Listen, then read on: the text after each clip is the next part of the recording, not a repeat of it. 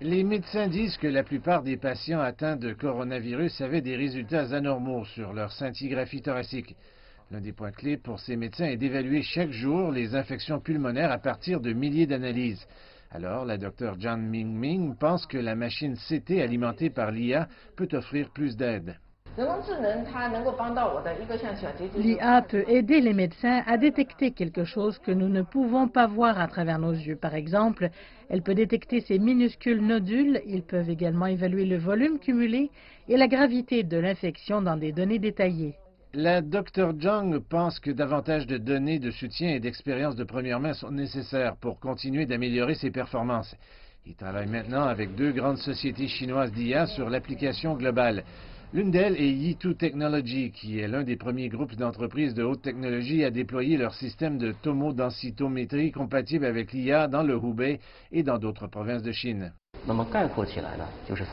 Ce système a trois fonctions principales. Il peut rapidement évaluer et diagnostiquer le résultat de l'analyse, montrer une détection précise de la gravité des infections et proposer des comparaisons d'options de traitement. Cela fera gagner plus de temps aux médecins afin qu'ils puissent mieux prendre soin des patients. Jusqu'à présent, Yi2 a coopéré avec plus de 200 institutions médicales à travers le monde. Beaucoup de leurs produits ont été exportés vers un certain nombre de pays européens, dont l'Italie et la Pologne.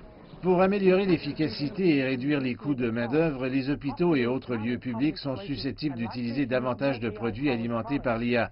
De nombreuses entreprises chinoises de haute technologie visent à saisir les opportunités d'élargir leur marché mondial. Gaussian Robotics est un autre leader dans la fabrication de robots nettoyeurs autonomes. Depuis le début de l'épidémie de coronavirus, ils ont reçu plus de commandes en Chine, mais aussi de l'étranger. De nombreux hôpitaux nous ont contactés pour passer des commandes dans l'espoir de les désinfecter et de les nettoyer à l'aide de robots. Jusqu'à présent, nos robots ont été vendus dans 20 pays avec 300 types d'applications. De nombreuses entreprises affirment que l'un des principaux défis est de maintenir et de mettre à niveau le logiciel pour le nombre croissant de machines intelligentes.